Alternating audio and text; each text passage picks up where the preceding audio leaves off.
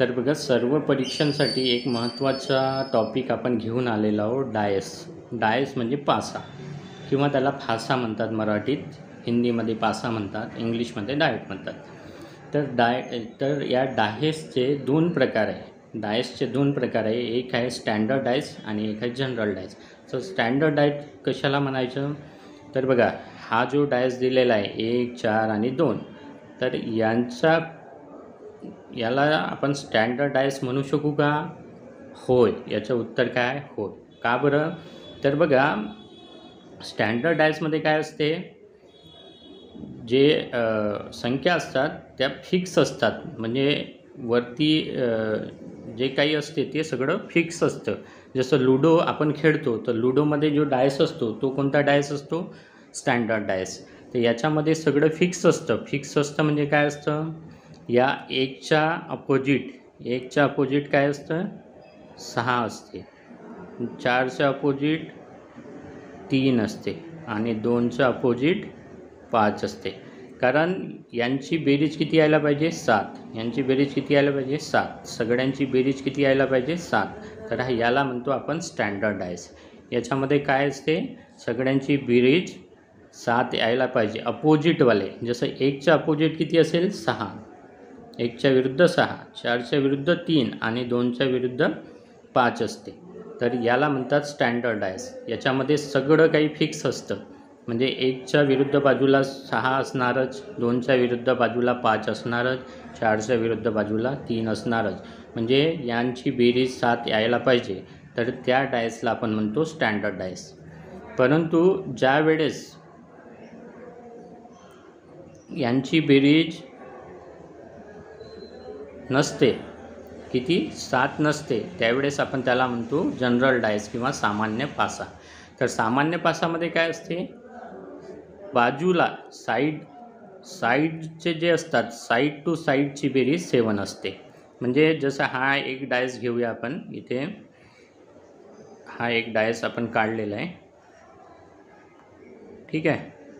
तर याच्यामध्ये बघा, हा 1 आहे, हा 6 आहे आणि हा 2 आहे. तर इथे बघा, हे आजूबाजूला जर बेरीज 7 झाली, आजूबाजूला म्हणजे हा 6 आणि 1 याची बेरीज किती झाली? 7. आजूबाजूला जर बेरीज 7 झाली तर त्याला म्हणतात सामान्य पासा. आणि जर काय म्हटलं आपण, जर अपोजिट साईडची बेरीज 7 असेल तर त्याला म्हणतात स्टँडर्ड पासा. आणि आजूबाजूला बेरीज 7 याचं असेल तर त्याला म्हणतात जनरल डायस किंवा सामान्य पासा. तर हे झालं कन्सेप्च्युअल. तर ह्या दोन कन्सेप्ट आपल्याला लक्षात ठेवायचं आहे. यावर आधारित आपण उदाहरणं सोडवणार आहोत. तर आधी आपण स्टँडर्ड डायसवर आधारित उदाहरण बघूया. खालील दिलेल्या पास्यामध्ये 5 या संख्येच्या विरुद्ध कोणता अंक असेल? 5 या संख्येच्या विरुद्ध कोणता अंक असेल?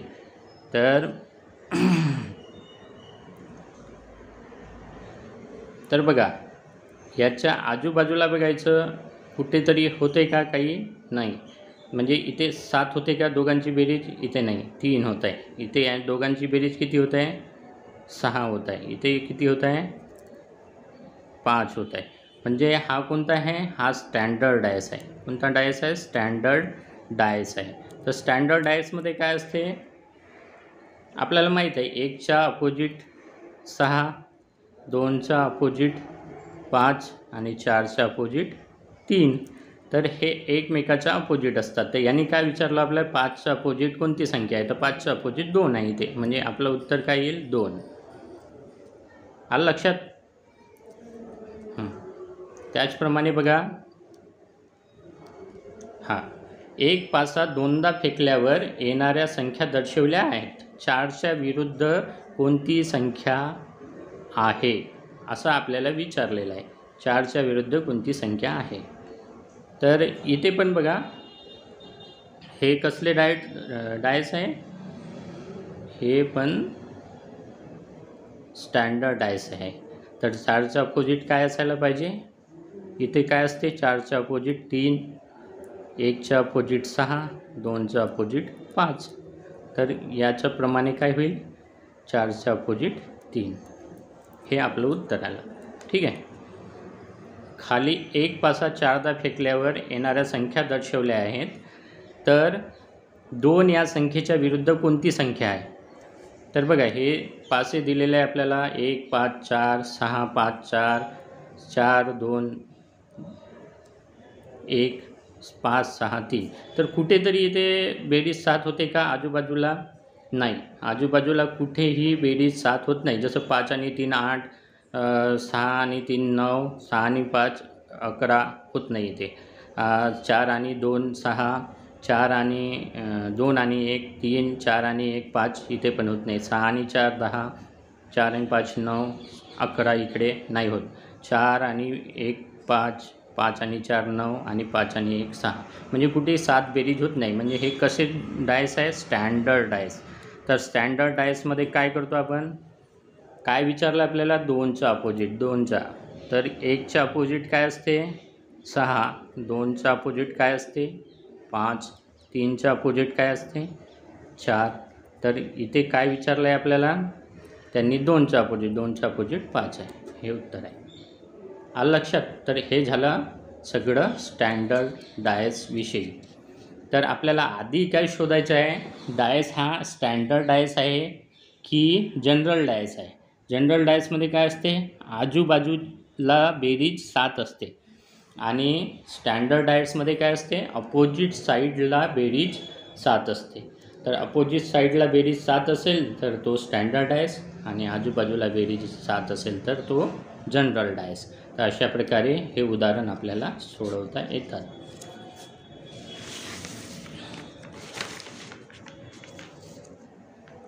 तर बघा, आता आपण सामान्य डायसवर आधारित काही उदाहरण पाहणार आहोत.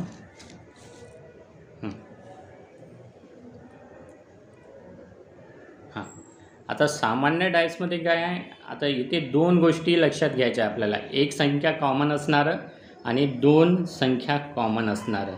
तर 2 संख्या कॉमन असणारा आपण आधी बघून घेऊया. इथे काय दिलेलं आहे? 2 डायस दिलेले आहे आपल्याला. 2 डायसमध्ये काय दिलेलं आहे? 5 2 1, आणि इथे 5 2 6. तर जेव्हा 2 संख्या कॉमन असतात कुठल्याही डायसमध्ये, तर त्यावेळेस काय असते? जे वेगवेगळे आहेत, ज्या संख्या वेगळ्या आहेत, हे 2 वेगळे आहे. आता 5 आणि 2 तर दोन्ही डायसमध्ये समान आहे. तर जो वेगळा आहे म्हणजे 5 आणि 2 हे कसे आहे? समान. आता वेगळं कोण आहे? वेगळं कोण आहे? 1 आणि 6. तर हे एकमेकाच्या विरुद्ध असतील. हे लक्षात ठेवायचं कधी. 2 संख्या कॉमन असलेल्या डायसमध्ये काय असेल? ज्या संख्या वेगळ्या आहेत त्याच संख्या एकमेकांच्या विरुद्ध असतील. ठीक आहे. आता बघा, इथे एक संख्या कॉमन असलेल्या डायसविषयी आपण पाहणार आहोत. आता एक संख्या कॉमन आहे, याच्यामध्ये 6 आणि 6 कॉमन आहे दोन्ही याच्यामध्ये. तर आपण काय करू? असं क्लॉकवाईज जाऊ. क्लॉकवाईज म्हणजे अशी घड्याळ कशी घुमते, फिरते, अशी फिरते, है ना? अशी फिरते. ठीक आहे. तर आपण क्लॉकवाईज मेथडने जाऊ. तर इथे 6 आहे, इथे 4 आहे आणि इथे 3 आहे. तर क्लॉकवाईज गेलो आपण. इथे 3 आणि इथे 4. ठीक आहे. 6 3 4. आणि इकडे काय मग? 6 आहे, 5 आहे आणि 1 आहे. हे झालं क्लॉकवाईज. म्हणजे अशा प्रकारे आपण गेलो. ठीक आहे. अशा प्रकारे आपण गेलो. ठीक आहे. याला क्लॉकवाईज म्हणतात. तर बघा, याचा अपोजिट हा झाला, हे एकमेकांचा अपोजिट झाले. म्हणजे 3च्या अपोजिट 5 झाला, 4च्या अपोजिट 1 झाला. आता कधी कधी उदाहरणात काय विचारतात? 6च्या अपोजिट काय? तर 6च्या अपोजिट काय राहील? याच्यामध्ये जी संख्या आली नाही, म्हणजे कोणती आली नाही? 2. तर ही 2 ही 6चा अपोजिट राहील. ठीक आहे. अशा प्रकारे हे उदाहरण आपण आता उदाहरणं बघूया आपण याच्यावर आधारित. खाली 1 पासा 2दा फेकल्यावर येणाऱ्या संख्या दर्शविल्या आहेत. तर 6च्या विरुद्ध